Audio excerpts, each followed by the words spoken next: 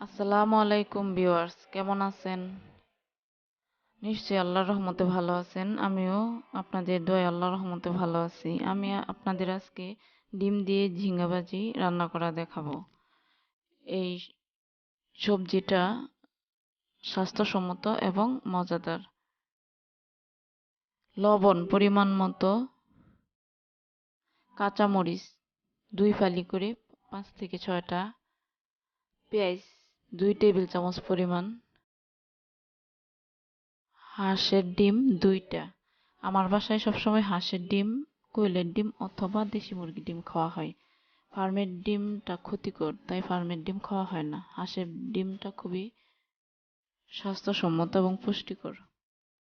আমি extra virgin olive oil দিয়ে এই ভাজিটা করব। আমি এইখানে প্রায় 1 কেজির মতো ঝিঙা কুচি কুচি করে কেটে ধুয়ে রেখেছি। আমি এখন 2 টেবিল চামচ পরিমাণ এক্সট্রা ভার্জিন অলিভ অয়েল দিয়ে দিলাম। আমি এখন 2 টেবিল চামচ পরিমাণ পেঁয়াজ কুচি দিয়ে দিলাম। 2 ফালি করা 5 থেকে 7টা কাঁচামরিচ দিয়ে দিলাম।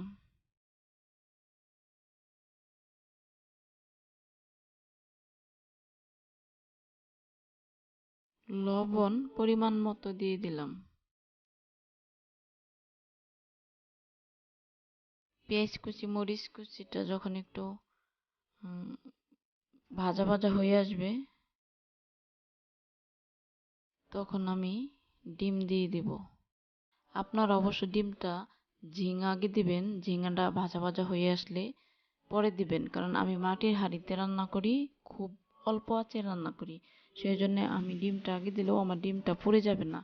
বাট আপনারা যদি ডিমটা আগে দিয়ে দেন, তাহলে আপনাদের ডিমটা পুড়ে যাওয়ার সম্ভাবনা বেশি থাকবে। তাই আপনারা ডিমটা ঝিঙ্গা ভাজি ভাজা ভাজা হয়ে আসলে তখন দিয়ে নেড়ে তারপর উঠিয়ে নেবেন।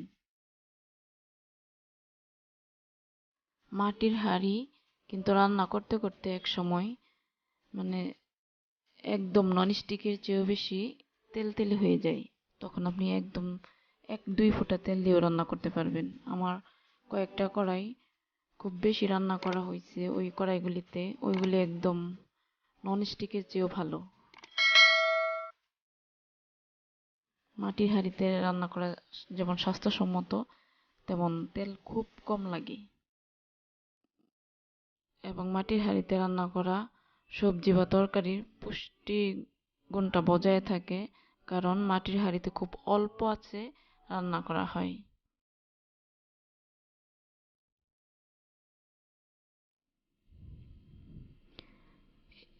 এই ভাজিটাকে আমি 10 থেকে 15 মিনিট এভাবে একটু পরপর নেড়ে নেড়ে দেব।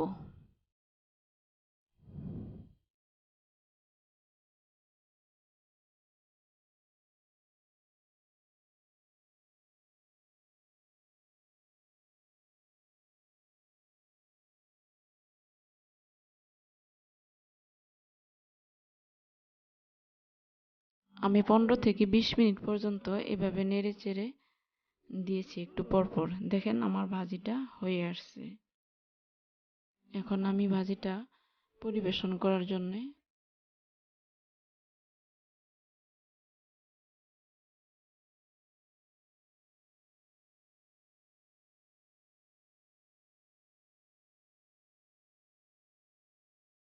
আমার ভাজিটা হয়ে গেছে।